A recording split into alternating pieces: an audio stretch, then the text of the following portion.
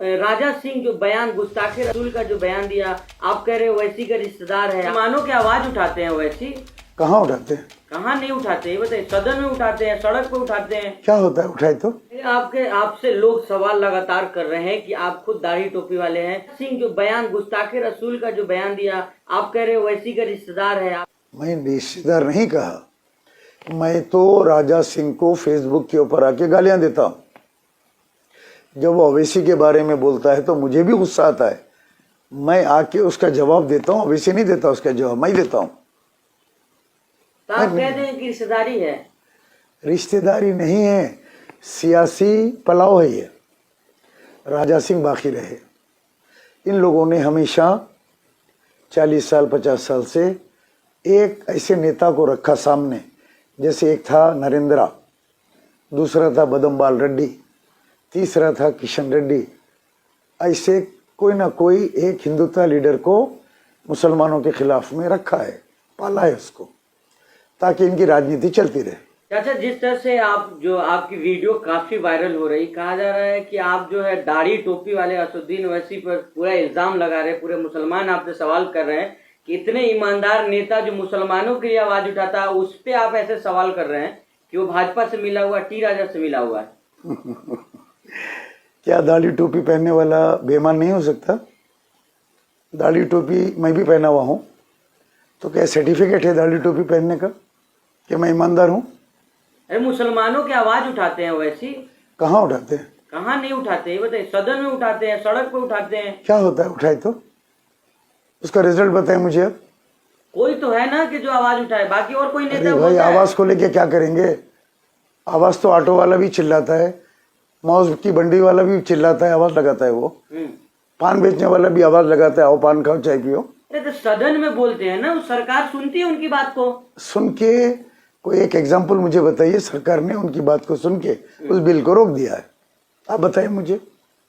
Triple तलाक का bill फाड़ दिए थे, आपने देखा? नहीं देखा? हाँ देखा ना। हाँ। और उनका जो बीआरएस का जो अलायंस है केसीआर के साथ, वो उसकी तायद करा ना, उसको सपोर्ट किया बिल को, आर्टिकल 370 के ऊपर। ये गड़बड़ कर रहे हैं पार्लियामेंट में, फिर इनका जो नक्टा मामू बोल रहे हैं वो तायद कर रहा है। अरे तो वो ईमानदार है ना, दूसरा क्या है, उससे थोड़ी आप किसी को जज करेंगे। आप एक बेईमान के साथ आपकी दोस्ती है, आप बोल रहे हैं कि आपका शौहर खराब है, मैं बीवी नेक हूं, कैसा होता है सर? आप मियाँ बीवी है दोनों, केसीआर आपके मर्द है, केसीआर की बीवी है, बीवी गड़बड़ कर रही है, तमाशा, और शौहर उधर साथ दे रहा है मोदी को। 10 साल से ये तमाशा हो रहा है, जोरो मर्द का, अलायंस का है। वो कह रहे हैं कि कुछ भी हो जाए बीजेपी से हम कहीं नहीं मिलेंगे। अगर इतना ही डाउट है आपको तो मक्का मदीना चलिए, आप हम हमारे लिए बद्दुआ करिए, हम आमीन बोलेंगे, जाइएगा आप। जरूरी नहीं है। आपके वालिद जो है कुरान सर पे उठा के मैं बाबरी मस्जिद का सौदा नहीं किया बोले थे। आप मक्के मदीने में भी खड़े के बोल सकते हैं कि जो है मैं बीजेपी से जो है अलायंस नहीं किया। अब वो फैमिली को बिलोंग्स करते हैं कि वो कसम भी खा सकते हैं खड़े के। कोई मुसलमान मक्का में जाकर कसम खा लेगा, गलत कसम खा लेगा? खाएगा, वो क्यों खाएगा? पॉलिटिक्स के लिए। उसके बाद उसका कुफ्फार अदा करेगा, 100-200 बकरे काट देगा। कोई मुफ्ती से पूछेगा मैं ऐसा कसम खाया था, उसका जवाब क्या है, तो बोलेंगे ऐसा कर लो। इतने मुसलमान जो भरोसा कर रहे हैं, ऐसे ही कर रहे हैं उनके ऊपर। मुसलमान जज्बाती होता है, जब आप कुछ चीज दिखाते हैं उसको बोलता है वाह। बस ये मुसलमानों की दुनिया में कमजोरी है। देखिए आप, झूठा हमारा लीडर नहीं हो सकता, हमारा अमीर नहीं हो सकता। एक झूठे के लिए कुरान में अल्लाह सुब्हानहू तआला ने कहा है कज़्ज़ाब। कज़्ज़ाब के माने झूठा, झूठे पे अल्लाह की लानत, कुरान की आयत है ये। अब ये इतना झूठ बोलते हैं असदुद्दीन ओवैसी, तो मैं इसे मुसलमान ही कैसा मानूं? मुझे तो शक है ये मुसलमान की कैटेगरी में कैसा है। ये अल्लाह को गवाह रख के कहता है कि मैं उस्मानिया दवाखाने में एक बच्चे के ऑपरेशन में 15 बॉटल खून देता था, लेके भागता था, ले आके देता था ऑपरेशन थिएटर को। ये खुद भाग के दे रहे हैं 15 बॉटल खून। क्या ऐसे झूठे आदमी के ऊपर भरोसा किया जा सकता है? अरे जबान फिसल नहीं सकता है। मोदी जी का फिसल जाता है, राहुल गांधी का फिसल जाता है। अल्लाह तो गवाह वैसे है। कोई ये थोड़ी है, जीन थोड़ी है, जब इंसान है, गलती जब हो जाती आपने है। 15 बॉटल नहीं दे सकते, एक बैरिस्टर है आप कैसा कोट कर सकते हैं कि 15 बॉटल, एक बॉटल लेते हैं उसके बाद में 2 महीने का टाइम होता है उसके लिए, आप एक टाइम में 15 बॉटल दे रहे हैं। ठीक है, जबान फिसल सकता नहीं है, बोलता जज्बाती हो जाता है इंसान। अच्छा, बोल दिया। आपके भाई अकबरुद्दीन अवैसी जेल से, वो केस में से, भड़काऊ बच्चों में से कैसे निकल गए, कैसे बरी हो गए? सजा काट के निकले हैं, सजा नहीं काटी ना, नहीं हुई ना, सजा नहीं हुई। नहीं ना, यूपी इलेक्शन के बाद में खत्म हो गया केस, बरी हो गए।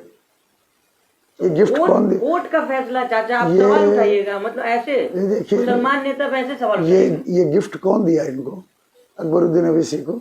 आजम खान जेल में चले गए, अकबरुद्दीन अवैसी बाहर है, कौन बचा है इनको? क्या चाह रहे हैं सारे मुसलमान नेता जेल में रहे? ये बच कैसा गए? किसने?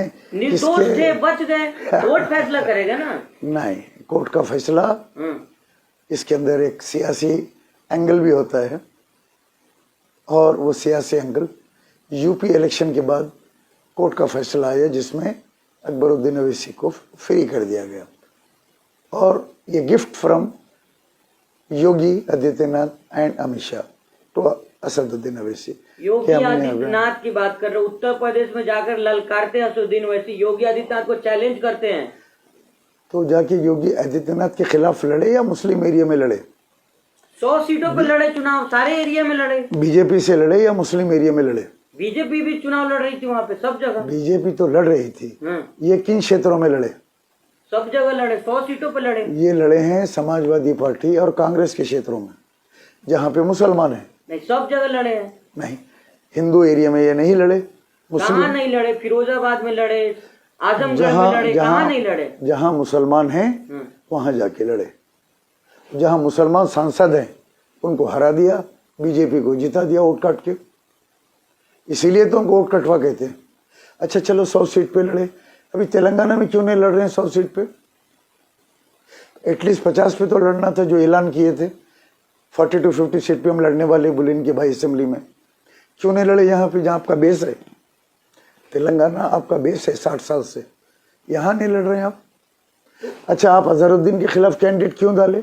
लास्ट टाइम नहीं लड़े आप वो सीट। अरे तो राजनीतिक पार्टी है, वो तो अपनी मर्जी से चुनाव लड़ेंगे ना, कहाँ नहीं लड़ना, कहाँ वो पूछ के थोड़ी किसी से लड़ेंगे। सीएम केसीआर ने ऐलान किया कि एमआईएम के साथ हमारा 7 सीट पे अलायंस हुआ है, 7 सीट, जो 7 MLA है वो 7 सीट पे।